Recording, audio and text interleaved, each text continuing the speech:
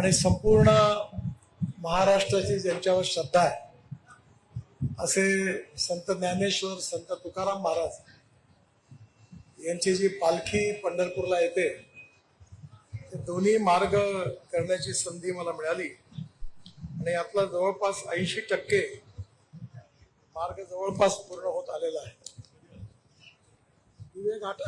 दिवे घाटामध्ये अडचण होती. 17 हेक्टर जागा आपण फॉरेस्टची घेतली आहे. ते काम करण्यामध्ये पहाड खोदावा लागत होता. त्यामुळे आज मी काम बघितलं, तिथे पण 4 लेन रोड झाला आणि एक अडचणीचा मार्ग त्यातला सुटलेला आहे.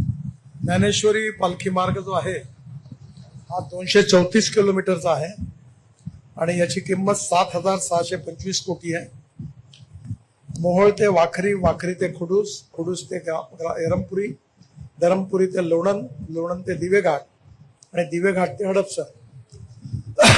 शेवटचं हडपसरचा पूल महत्वाचा आहे आणि त्याचंही काम सुरू आहे.